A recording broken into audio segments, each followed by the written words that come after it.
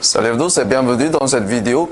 Alors, parlons de ce concours Facebook pour gagner Zobo 998. C'est terminé, mais malheureusement, on n'a pas assez de participants pour déclencher le tirage au sort. Mais là, c'est pas grave. Je pense qu'on pourra toujours réorganiser une autre pour gagner le même modèle un peu plus tard. Et cette fois-ci, les modalités seront changées.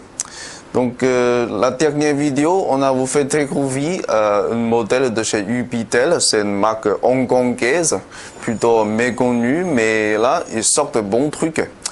La dernière fois, on a vous présenté le Ubitel U8, qui est plutôt une bonne copie de Samsung. Alors, cette fois-ci, on va vous présenter un autre modèle qui s'appelle le Ubitel Q1. Donc, comme vous pouvez constater, le contour c'est en aluminium, ça fait plutôt pas mal et très joli. La finition, j'aime bien. Donc, pour info, c'est un smartphone octa-core qui est compatible avec la tour CDMA 900.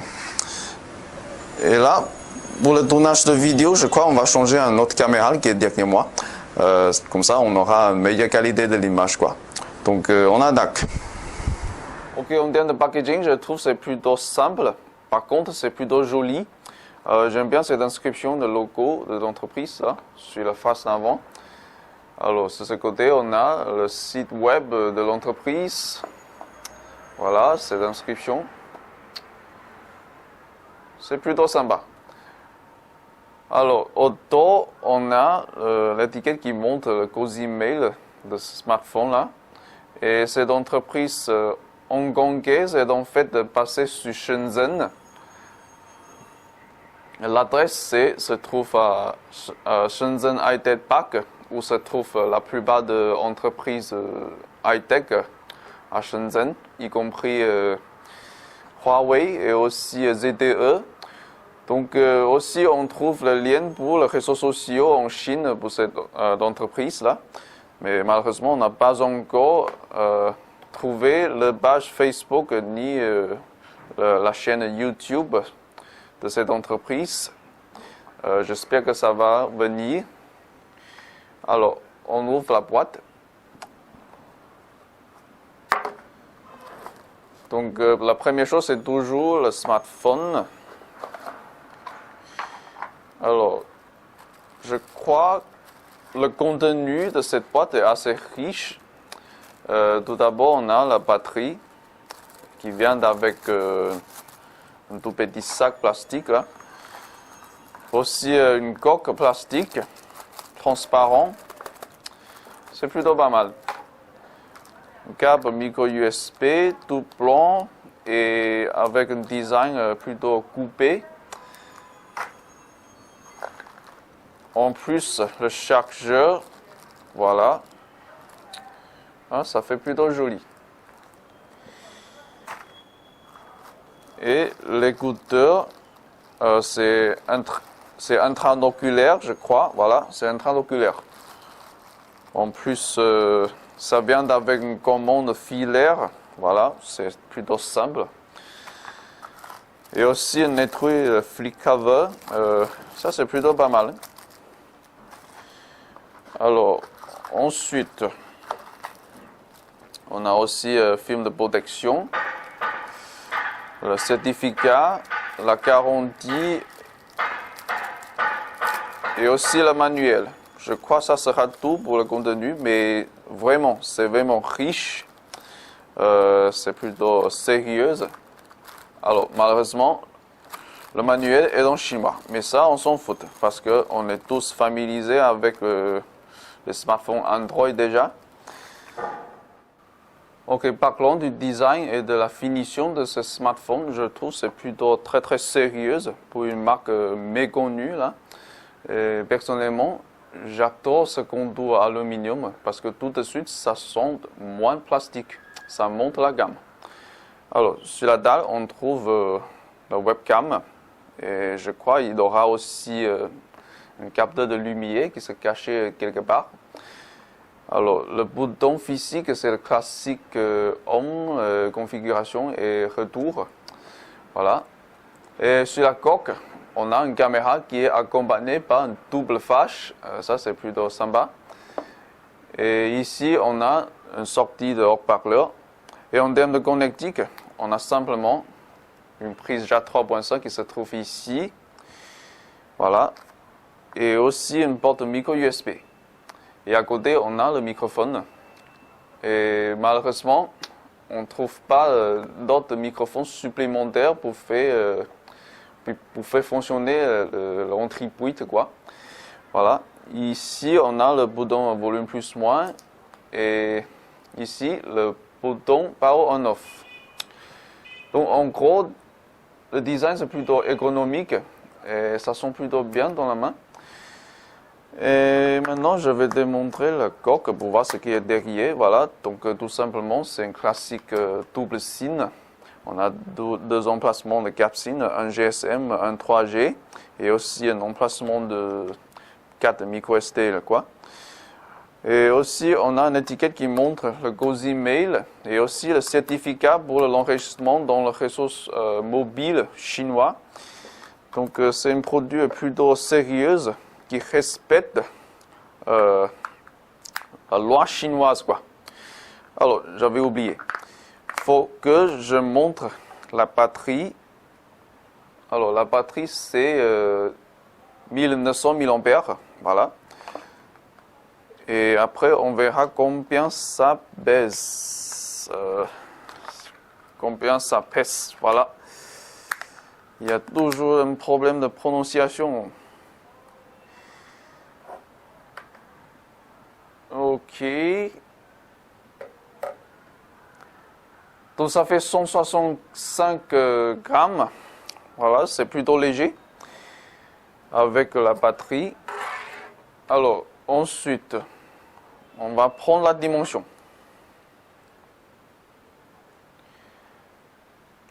C'est bien dommage que notre pied de colis, c'est pas très fonctionnel pour le RCD, mais c'est pas très grave, je trouve. Parce que là, on peut toujours changer le angle de vue. Alors, pour la longueur, voilà, ça fait à peu près 72 mm. Et quoi de longueur?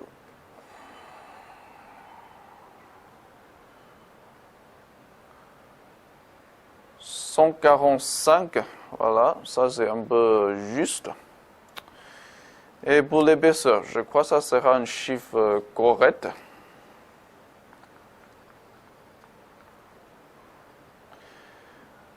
Alors, c'est quand même mince, ça fait 9 mm à peu près. Alors, la prochaine fois, il faut que je vais changer la batterie, quoi. Donc, en gros, le design, c'est plutôt confortable, très très agréable pour la prise en main. Voilà. En plus, pour un tel prix, la finition, c'est plutôt bien fait. Ok, assez parlé de dimension et aussi du design. On va passer sur le système d'exploitation. Donc tout d'abord, je vais allumer le smartphone. Alors, la vidéo de démarrage, c'est plutôt simple. Il n'y a pas de son non plus. Et franchement, ma première impression pour l'écran, c'est plutôt correct. Quand même, ça, c'est quand même très agréable à regarder. Une très belle luminosité, voilà. Angle de vue correct. Par contre, on peut constater un peu il y a quand même une faible fuite de lumière. Ça, c'est relativement pas très grave. Ok, on est sur le système. Donc, évidemment, ils sont une sous-couche qui est identique que sur les modèles Zobo ou aussi DHL. Et en termes de fluidité, voilà, je trouve que c'est plutôt correct pour un octa-core. Rien de très très spécial, pas d'anomalie. On a aussi installé plein d'applications pour le texte, donc le système c'est plutôt cherché, quoi. Donc, ce qui est remarquable, c'est qu'il y a une application pour la mise à jour du firmware et aussi pour le système d'exploitation. Mais il faut une connexion Internet. Et aussi, on a un Play Store qui fonctionne, mais malheureusement, dans cette chambre, on n'a pas de connexion Wi-Fi. Mais là, on avait testé, ça fonctionne. Alors, ensuite, pour le Gozi Mail, on a 2 gros emails au 86. Et aussi pour la fréquence, dans ce cas, on n'a pas besoin de mobile encode pour checker la fréquence là. Ok, pour le premier signe, à partir de 4 ponts GSM, on a aussi la fréquence pour la 3G qui est 2000, 1900, 850, 800 et aussi 900. Ça, c'est plutôt pas mal pour l'Europe de l'Ouest en général. Ça, c'est plutôt sympa. En plus, pour le deuxième signe, c'est toujours quad pont GSM. Donc, rien de très très spécial. Donc, c'est un modèle plutôt compatible avec la France. Voilà. En plus, pour le score AnTuTu, on avait texté sur AnTuTu X. Donc, le score, on a un record de 26 901. Un score plutôt correct pour un octa-core en 720p. Voilà. Donc, pour le système d'exploitation, on est sur le Android Jelly Bean. Le processeur, c'est toujours Mediatek 6592. Pouce graphique, Mali 450 MP. Et résolution, c'est 720p. Caméra dorsale, on a une résolution de 8 mégapixels. On verra ça plus tard. Alors, en plus, pour le mémoire vif, on a 1 Go. Et pour le ROM, on est sur 16 Go. Voilà. Alors, en termes de fréquence maximum de processeur, on est sur 1,6 GHz. En plus, pour la densité de pixels, on a une très belle 320 dpi. Ça, c'est plutôt très très joli. Comme vous pouvez le constater sur l'écran. Voilà. Alors, en plus, pour le webcam, ça fait un peu faible, un peu moins de 2 mégapixels. Mais là, c'est plutôt pas très grave. Parce que c'est plutôt pour les chats sur Skype et aussi des appels visuels. Voilà. Et en termes de capteur, on a le capteur de proximité, capteur de gravité, voilà, capteur de lumière, compas, capteur de distance, gyroscope. Tout ça, c'est fonctionnel. On verra ça plus tard sur Z-Device. Maintenant, on va passer sur le texte de stabilité. Donc, pour ce texte, je n'ai pas constaté l'anomalie, parce que là, les indices restent quand même très, très stables, franchement. En termes d'optimisation du système, c'est plutôt bien foutu. En plus, pour la température de la batterie, là, ça reste toujours sur 24. C'est quasiment inchangeable. Donc, c'est plutôt pas très, c'est plutôt sympa, voilà. Ok, donc ensuite, je vais vous montrer le score sur 3D Mark. Normalement, il n'y a pas de grand intérêt de faire ce genre de texte. Mais là, on avait passé un texte en mode normal, en 720p. Donc, le score coupable, ça fait 6709.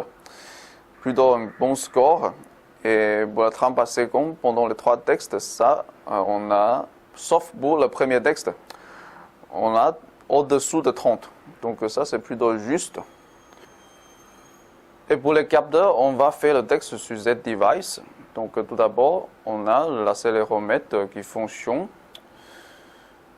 Et ensuite, le compas, voilà, ça fonctionne normal.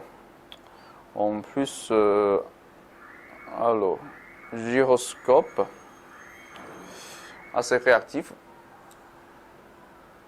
Et ensuite, capteur de gravité, voilà, ça fonctionne aussi. Accélération linéaire, ok, pas de grands problèmes constatés au niveau de ce capteur-là. Et aussi, je vais uploader le capture écran pour le texte de GPS, mais franchement, je trouve que ça donne, c'est plutôt décevant le résultat. Donc, vous verrez le lien dans la description pour la capture de l'écran pour le texte de GPS. Alors, ensuite, je vais vous montrer aussi le score pour le texte BaseMark. Donc, on a un score coupable de 503. C'est pas un score très très bon, franchement. Et là, je vais aussi uploader ces captures d'écran dans la description. Alors ensuite, qu'est-ce qu'on va faire? On va regarder un peu comment ça se comporte pour l'épicitatel. Hein.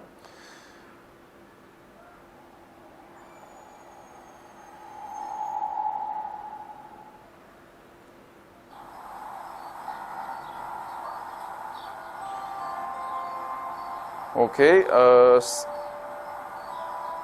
c'est assez fluide, ça rame pas trop, franchement.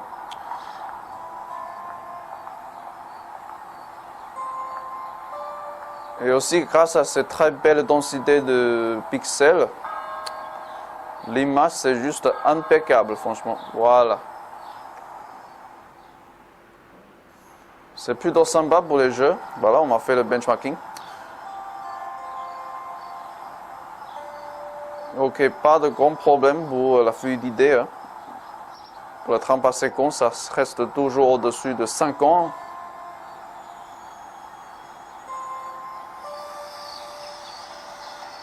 En plus, je trouve que la qualité de son, c'est plutôt pas mal. Pour un tout petit smartphone là, tout compact. Donc ceci serait plutôt pas mal pour les jeux. Alors après le texte pour la présence graphique 3D, je vais passer sur la lecture de vidéo. Donc on va tout simplement faire tourner un tout petit vidéo en 720p qui est stocké dans cette clé USB là. Donc c'est parti, voilà. Pour le lecteur, on va utiliser le MX Player, voilà.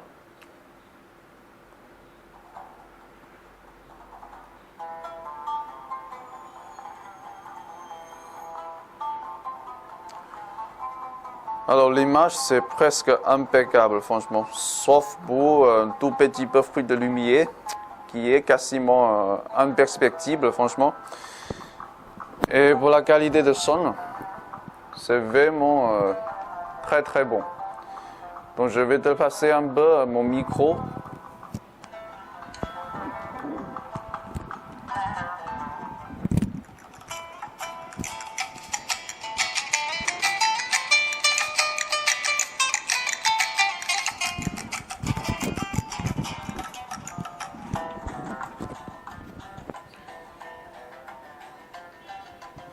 Donc vraiment, je trouve que pour un usage multimédia, c'est vraiment très très bon.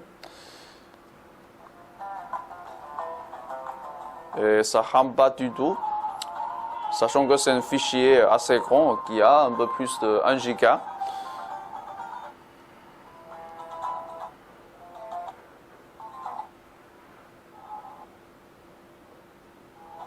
Ok, ça rame un peu comme on fait de l'avance rapide, recul rapide, mais ça c'est plutôt pas grave. Mais vraiment, l'écran c'est très très joli. C'est un succès de cette smartphone. Quoi.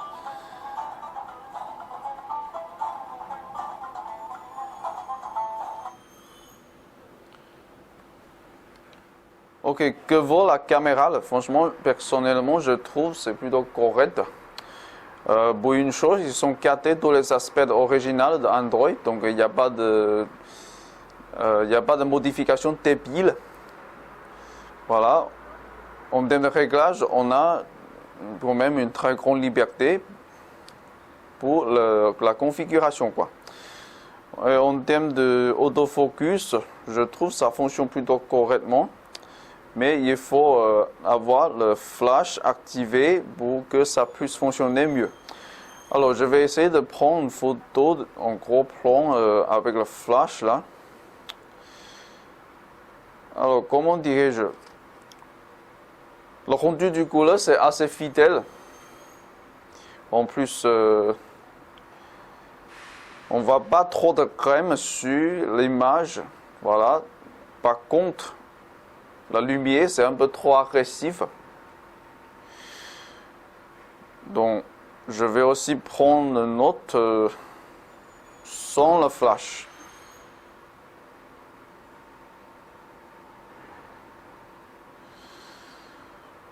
Donc, sans flash, l'autofocus marche moins bien. puisque là, l'image c'est flou.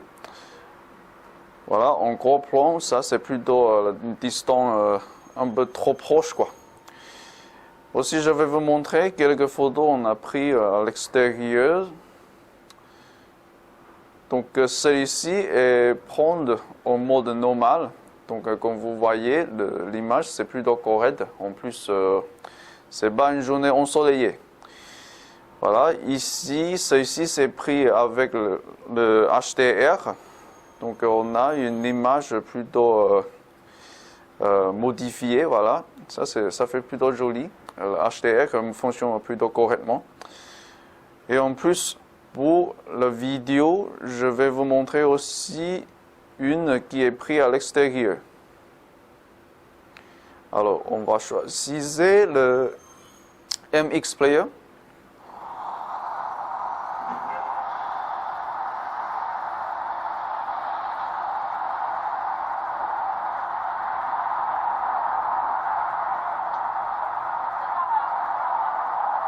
Ça capte bien, franchement, ça capte bien les images là.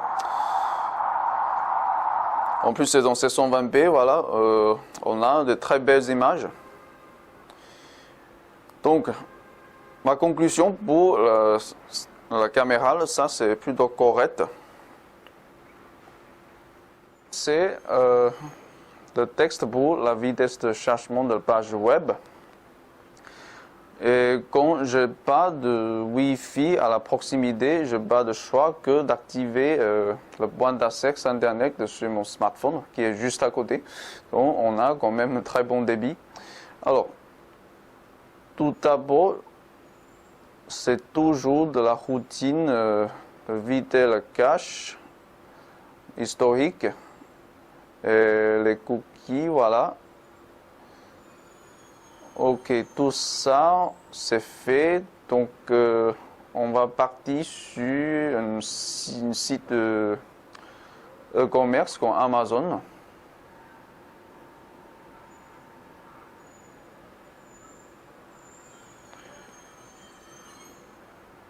Alors, comme toujours, c'est moins rapide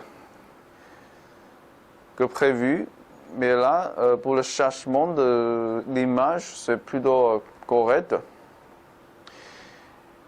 Et celle-ci, c'est la version mobile de Amazon. Donc, on a fini le chargement pour la homepage de version mobile de Amazon. Donc, ça a pris un peu plus de 30 secondes. Je trouve que c'est plutôt correct. Puisque là, à ce moment-là, le réseau 3G est plutôt chargé. Alors ensuite, on va aussi essayer le MSN. Donc c'est plus rapide que Amazon.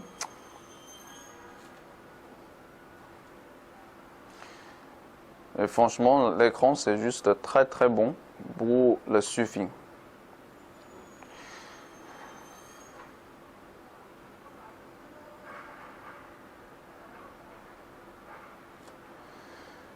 Donc voilà, donc ça c'est ce qu'on peut avoir pour le chargement de page web.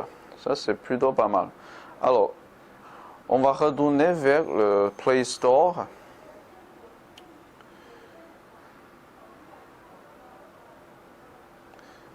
Donc, on a un Play Store qui fonctionne, sauf que le chargement c'est un peu long à cause de raisons de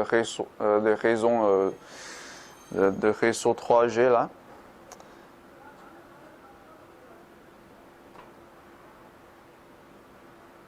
Voilà. Alors, on va essayer de télécharger une application pour voir si ça fonctionne. Ok, on a des data, donc ça fonctionne.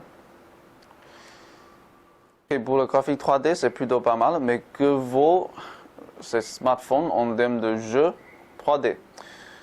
Donc maintenant, je vais essayer un jeu de course 3D qui est le Ripjit Racer.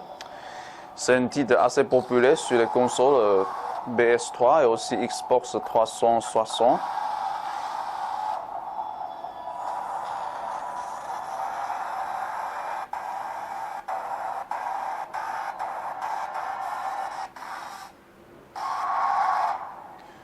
Franchement, c'est très cool ces vidéos intro.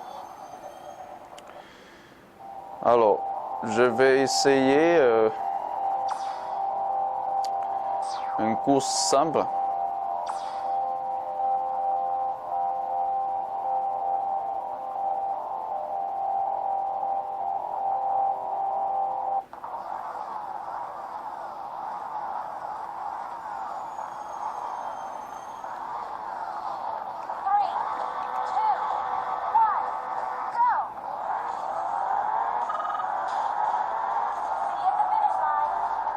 Ok, pour le capteur de gravité, ça fonctionne plutôt correctement.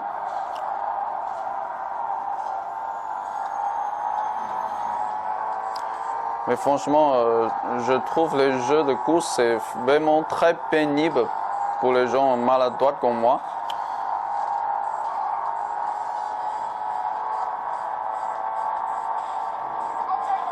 Mais en tout cas, ça ne rame pas du tout et c'est très fluide.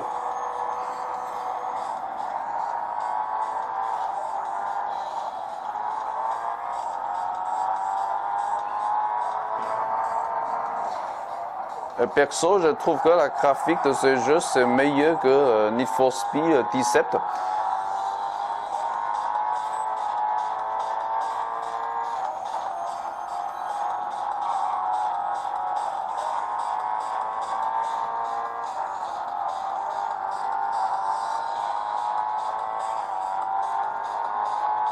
Franchement, l'environnement c'est plus réaliste que sur Need for Speed. Aussi la lumière, c'est vraiment pas mal.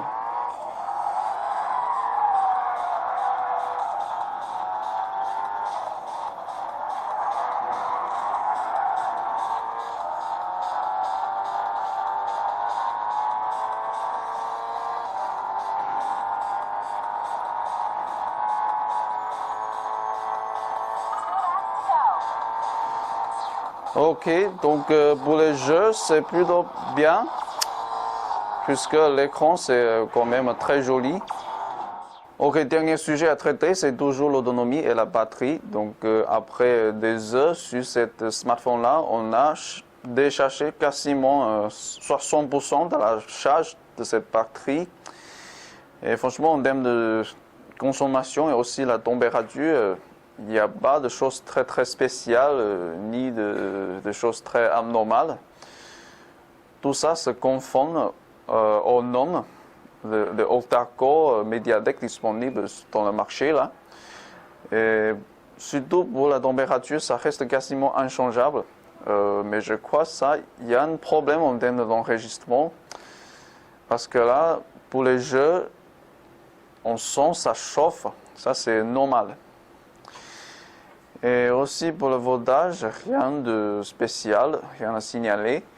Et pour les 15 derniers niveaux de la batterie, voilà, ça consomme moins vite. Je trouve que ça consomme moins vite que le Yubitel U8. Donc c'est plutôt pas mal.